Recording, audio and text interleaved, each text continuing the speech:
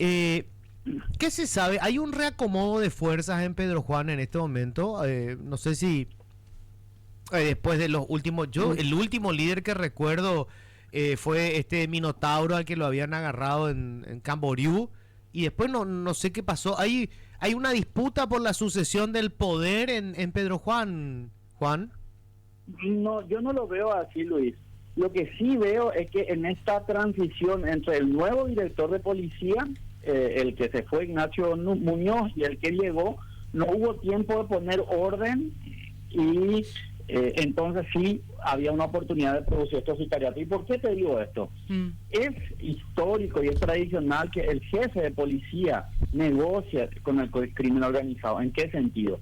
Muchas veces autoriza uso de armas cortas, prohíbe fusiles, que las muertes no se den en Pedro Juan, en todo caso en municipios aledaños. O sea, nosotros llegamos a tal punto en donde para evitar este tipo de situaciones, los directores de policía negocian directamente con los patrones. Y cuando te hablo de patrones me refiero a empresarios del crimen organizado. Y justo esto se da en el momento en que sale Ignacio Muñoz, ingresa el otro, y es como una ventanita en el que se podrían resolver estas disputas que se fueron dando. Y si vos te pones a analizar los hechos de sicariato que ocurrieron en los últimos días, guardan toda relación con la criminalidad organizada, resolución de problemas antiguos. En el caso del shopping China, era una gente que fue citada de Capitán Bado, no lo mataban en Capitán Bado, le citaron en Pedro Juan, le matan en Pedro Juan. Entonces, realmente hay indicios que nos permiten afirmar que efectivamente no hay todavía una orden de cómo manejarse y por tanto se dan estas ventanas donde todo puede hacerse, Luis. Una suerte de el gato no está, los ratones nos liquidamos entre nosotros. Exactamente. Y el resto, sí, tenemos entonces sicariatos vinculados a la criminalidad organizada y por otro lado banalidad del crimen, porque se dieron también otros asesinatos que no están vinculados con el crimen organizado, pero como ya está disponible en la ciudad los recursos, las posibilidades de contratar sicarios, es barato, entonces un problema que puede ser baladí y que en otros lugares se solucionan de una manera diferente, allí, como hay disponibilidad de recursos, se contrata y se mata gente. ¿Cuánto? Entonces, tenemos dos tipos de asesinatos en ese sentido, los vinculados al crimen organizado y los de la banalidad del crimen, que también producen muertes, ¿verdad? Qué notable eso de la banalidad del crimen. Porque, ¿cuánto cuesta hoy? No sé si habrá números, si vos manejás algún número, pero ¿cuánto puede llegar a costar pagar un sicario para resolver un problema banal, un conflicto que vos tengas, no sé, con una persona, una malquerencia, y decir, bueno, resuelvo esto con un balazo? ¿Cuánto te puede costar un sicario? Y te puede costar 1 millón de guaraníes, Luis.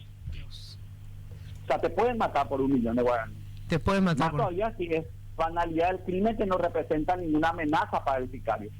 Y si vos ves las cámaras del circuito cerrado donde se estaban divulgando, uno de los sicarios que entra lo hace con un desparpajo tal, porque sabía que no había reacción, no iba a haber reacción del otro lado, ¿no? Entonces se va, acomoda el kepi, entra, mata y sale como sin nada. Duró 8 segundos su acción. O sea, entonces, es un poco esa cuestión. Un trabajo fácil. Es un trabajo fácil, pero entonces tampoco es caro. No implica inteligencia, no implica seguimiento, no implica recursos, y por tanto es como una ganga que te sale para hacer un extra. Allí la consulta en tu análisis, como pusiste la variable del acomodo policial en la zona como un factor que está facilitando esta reacción o este ajuste de cuentas, ¿cuál sería allí el quid pro quo del director de policía que negocia con el capo de la mafia? Porque ellos tienen un problema que se tiene que ajustar, pero yo pido orden como jefe policial. ¿Y qué gana a cambio el narco? Disculpame que me perdí con un verbo tuyo. No entendí tu pregunta. ¿Qué gana el jefe de la organización criminal si es lo que quiere es liquidarle a su adversario con el pedido que le hace el policía? ¿El policía le da protección? ¿Le deja operar? No, gana que no eche su mercadería y que pueda usar el territorio de la ciudad como una zona, como un mercado, o sea, vender, ofrecer sus productos, pasar al otro lado. O sea, es el jefe de policía lo que gana es tranquilidad en su zona. No hay esto que estamos alertándonos, hablando de asunción sobre estas situaciones, y el empresario del crimen se pueda circular libremente con su mercadería. O sea, gana uno y gana el otro. Ya, qué notable, ¿no, Juan? O sea, esto es algo así como el pragmatismo en el escenario del combate al crimen. O sea, nos ponemos de acuerdo desde la institución con las principales figuras de los cárteles para asegurarnos cierta tranquilidad. Si se van a liquidar, muchachos, liquídense fuera. Yo no les jodo con ustedes, saquen su mercadería, véndanla a Brasil, a mí no me jodan. Más o menos así es la cosa.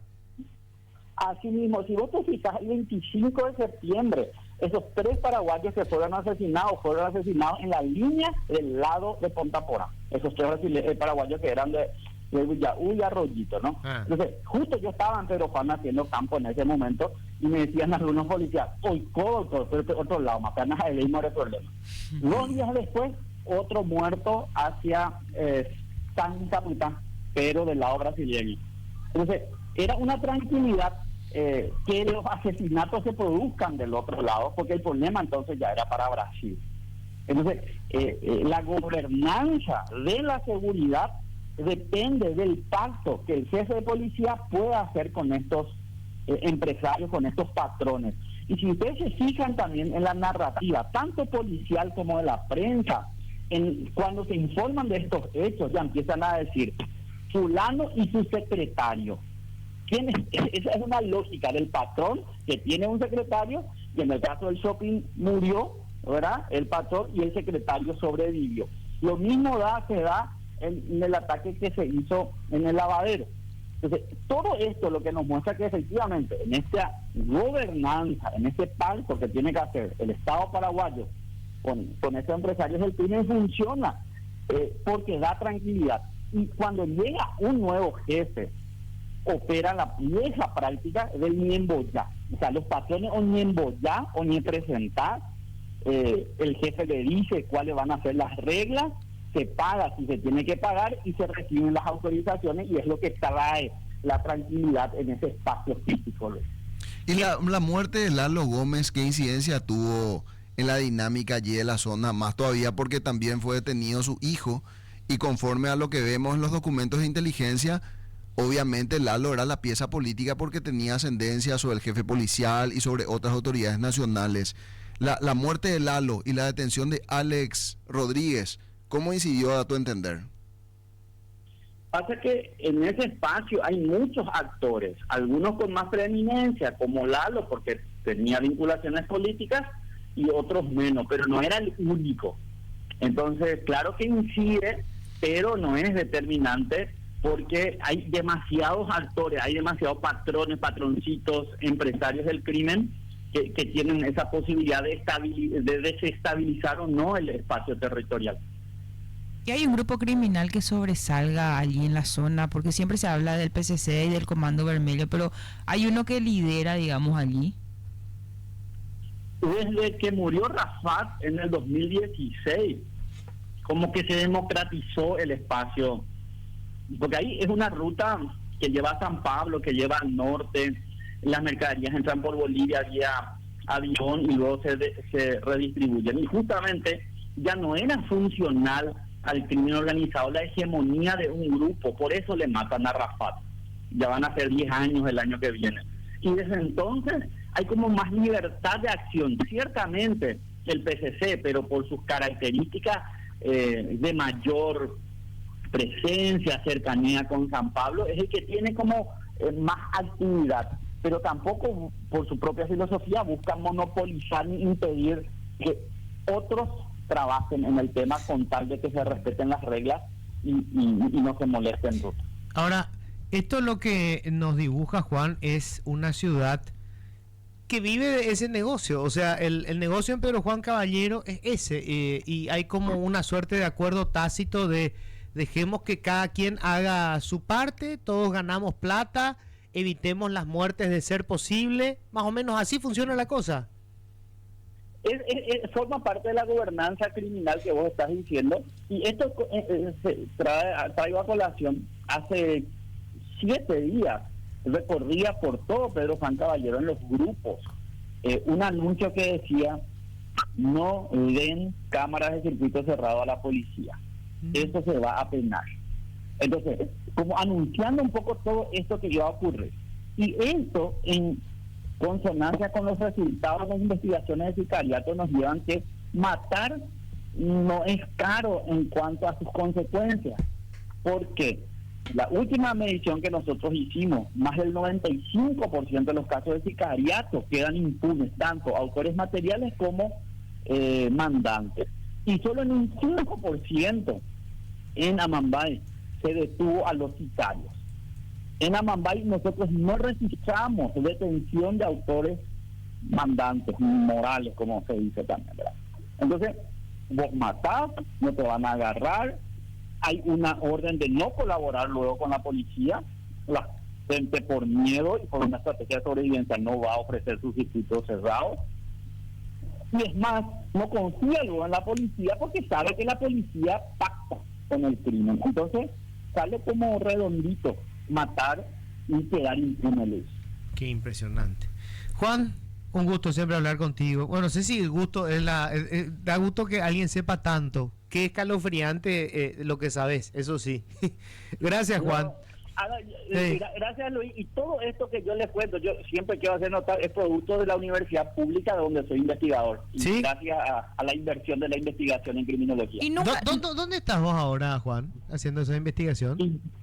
Y hace 20 años estoy en la Universidad Nacional de Pilar, en Paraguay, y desde hace 7 años en la Universidad Nacional de Canindeyú, porque me fui para estudiar marihuana a esa zona del país. Qué notable, che. Entonces, soy investigador de esas universidades. ¿Y nunca te amenazaron, periféricas. Juan? ¿Nunca recibiste amenaza o algo por contar todo lo que nos contás siempre? Hay cuestiones, pero es mejor no abordarlos, porque el criminólogo con miedo no puede producir datos. Claro, sí, me vale. O sea, ese es tu métier y tener que estar ahí, ¿verdad? Juan, Claro. un gusto siempre, gracias.